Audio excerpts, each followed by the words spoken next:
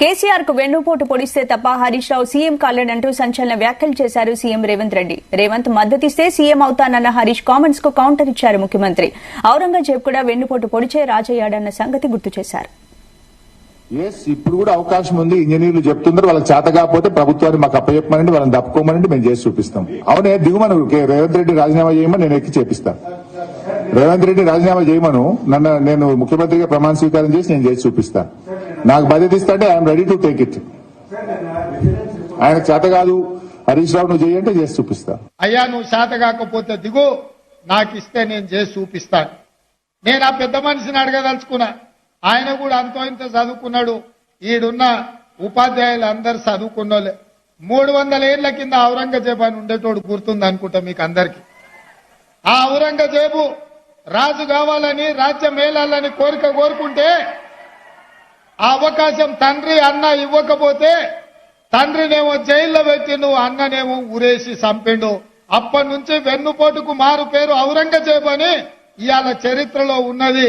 ఇవాళ హరీష్ రావు కూడా మరో ఔరంగజేబు అవతారం ఎత్తాల్సిందే తప్ప 10 సంవత్సరాలు మీరే కదా అధికారంలో ఉన్నది.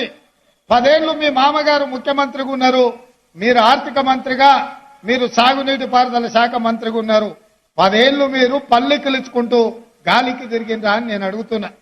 ఇవాళ మీరు కట్టిన మేడిగడ్డ పేక మేడల్లా కూలిపోతే 1,00,000 కోట్ల రూపాయలు ఖర్చు పెట్టి 1,00,000 ఎకరాలకు నీళ్లు ఇవ్వకపోతే ఇవాళ కాగ్ నివేదిక శాసనసభలో ప్రవేశపెట్టినాం. ఉపాధ్యాయులారా మీరు ఒక్కసారి అది చదవండి. 1,81,000 కోట్ల రూపాయలు కేవలం సాగునీటి ప్రాజెక్టుల మీద ఖర్చు పెడితే 1,00,000 ఎకరాలకు కూడా నీళ్లు ఇవ్వలేదు. ఇంత దుర్మార్గమైన దోపిడీ ప్రభుత్వాన్ని ఈ భూ ప్రపంచం మీదనే ఎవరు చూడలేదు.